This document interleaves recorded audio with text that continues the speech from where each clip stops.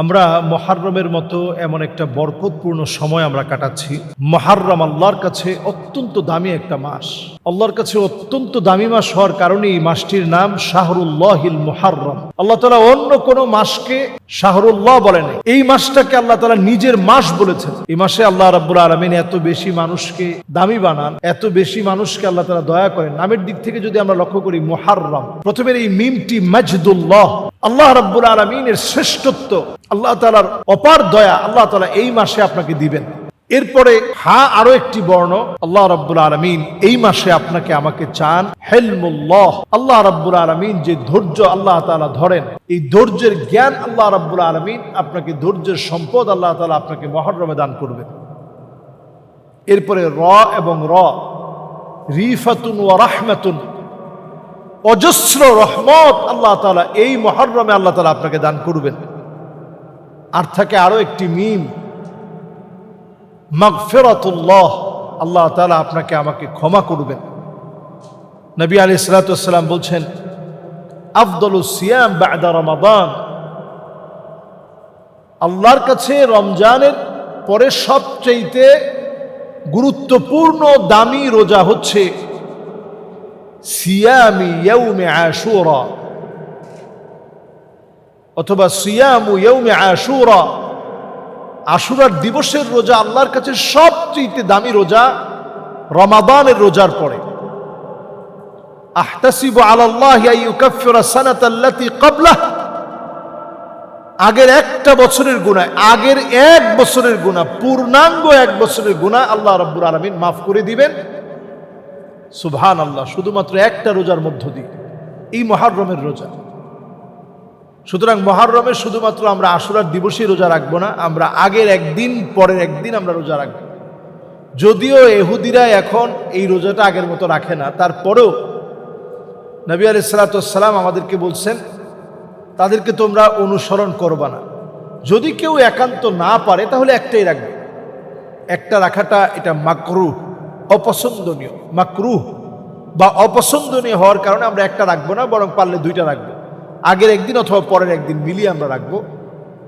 আমরা মুহররমের এই মুবারক আমল আমরা কেউ ছাড়বো না। ইস্তিগফার পড়ব ইনশাআল্লাহ, লা ইলাহা ইল্লাল্লাহ, ইস্তিগফার, সুবহানাল্লাহ, বিভিন্ন সুন্দর সুন্দর আমল দিয়ে, দান সাদকা, কোরআন তেলাওয়াত সহ ইবাদত বন্দেগীর মধ্য দিয়ে এই সময়টা আমরা কাটানোর চেষ্টা করব। আল্লাহ আমাদেরকে তৌফিক দান করুক।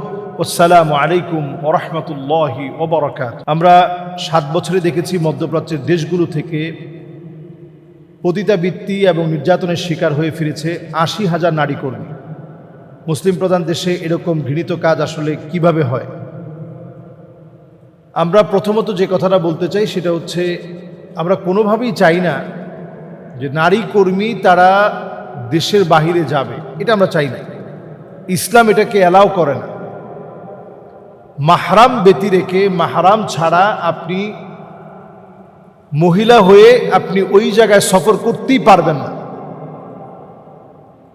এবং আমি আমার স্বচক্ষে দেখেছি, লেবাননে যখন আমরা সফরে গিয়েছি, আমরা দেখেছি যে অসংখ্য নারী সেখানে নানাভাবে পতিতাবৃত্তির সঙ্গে জড়িত, যাদের দেশে হয়তো পরিবার আছে, সন্তান আছে, এবং সে ওইখানে একটা বিবাহ করেছে শুধুমাত্র একটু রুমকে শেয়ার করার জন্য, একটু রুম ভাড়াটা কমানোর জন্য ওইখানে একটা বিবাহ শাদী নামকাওয়াস্তে করেছে। দেশে আবার তার স্বামী টামি সব আছে। মাআযাল্লাহ, একটু চিন্তা করতে পারেন। এই জন্যই ওই জাতীয় মহিলাদের কারণেই মূলত সমস্যাগুলো সৃষ্টি হচ্ছে। আপনি শুধুমাত্র আরবের দোষ অথবা মধ্য প্রাচ্যের দোষ না দিয়ে, বরং একজন মহিলা সে যদি এই কাজে নেমে যেতে পারে, হ্যাঁ, এখন বলতে পারে যে হুজুর আমি পেটের দায়ে নামছি। পেটের দায়েও তো আপনি এই কাজে নামতে পারেন, আরো অনেক কাজ আছে দুনিয়ায়। হ্যাঁ, এখন মানুষের বাসায় কাজ করতে গিয়ে কেউ যদি আপনার উপরে অন্যায়ভাবে জুলম করে, এটা একেবারে তাদের মধ্যে অভ্যাস থাকবে না। এটা তো আসলে বিষয়টা আপনি যদি চিন্তা করেন, আরবের ভিতরে পদস্খলন যখন ঘটবে তখনই তো ধ্বংস আসবে। এখন আরবের চারিত্রিক পদস্খলন ঘটে না, এটা আমরা একেবারে বলতে পারবো না। আসলে তাদের পদস্খলন আমাদের চোখের সামনে। তারা এখন নৃত্য করতেছে, গান হচ্ছে, বাজনা হচ্ছে, মিউজিক, তারা এখন হর হামেশা এখন তারা কনসার্ট করছে। হাদিসের মধ্যে আসছে লা ইয়াবকা বাইতুন মিনাল আরব ইল্লা দাখালাতহু, আরবের এমন কোনো ঘর থাকবে না যেই ঘরের ভিতরে ফিতনা ঢুকবে না। রন্ধ্রে রন্ধ্রে ফিতনা ঢুকে যাবে। এখন ফিতনা ঢুকে গেছে। যে আরব একসময় আখলাকের মানুষ ছিল, যে আরবের আখলাক একসময় সকল জায়গায় প্রশংসিত ছিল, সে আরবের এখন চারিত্রিক দৈন্যদশা চলতেছে। এরপরও যদি আমরা সকলকে একেবারে খারাপ বলি, সবাইকে খারাপ বলার সুযোগ নাই। আসলে আরবের কিছু বৈশিষ্ট্য এমন আছে, আপনি দেখলে অবাক হবেন। আমরা সেরা হতে হতে যেখানে গিয়ে পৌঁছাতে পারি, তারা অনেক অন্যায় করার পরেও তাদের ভিতরে এমন কিছু বৈশিষ্ট্য আছে, আল্লাহ তাআলা সকলকে মাফ করবেন।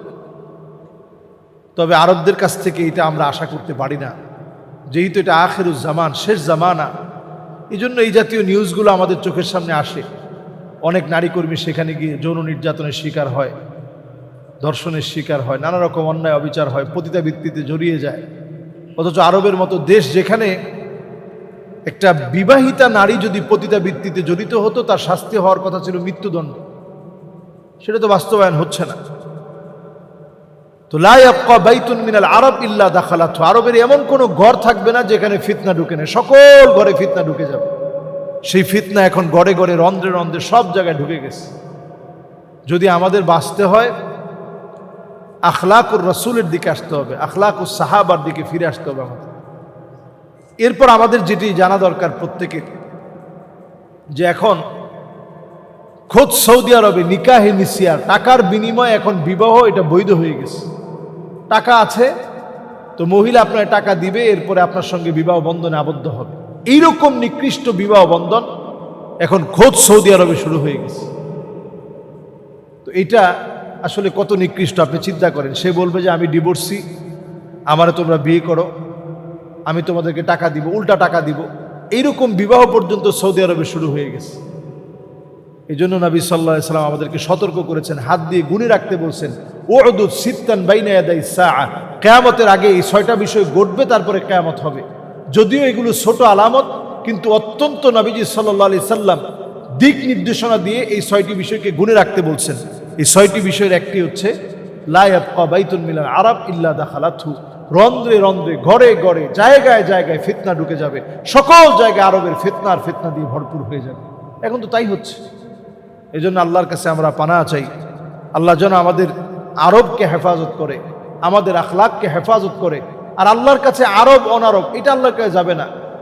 ইন্না আকরামাকুম ইনদাল্লাহি আতকাকুম, কে আরব কে অনারব এটা আল্লাহর কাছে পরিচয় না। আল্লাহর কাছে পরিচয় হচ্ছে আমার আপনার তাকওয়া কতটুকু, এটা আল্লাহর কাছে পরিচয়। ইন্না আকরামাকুম ইনদাল্লাহি আতকাকুম, যে ব্যক্তি তাকওয়ায় আল্লাহর কাছে সেরা হবে, সে সেরা হবে। হতে পারে আরব, হতে পারে অনারব। আরব অনারবে কোনো শ্রেষ্ঠত্ব নাই। নবীজি সাল্লাল্লাহু আলাইহি সাল্লাম এই ভেদাভেদ বিদায় হজের বাসনের মধ্যে ভেঙে দিয়ে গেছেন। আপনি এটা বলতে পারবেন না যে আরব এই কাজটা কেন করে। আরব অনারবের এই ব্যবধান নবীজি ভেঙে দিয়ে গেছেন। কোনো ব্যবধান নাই। আরব অনারবের কোনো শ্রেষ্ঠত্বের মানদণ্ড নাই।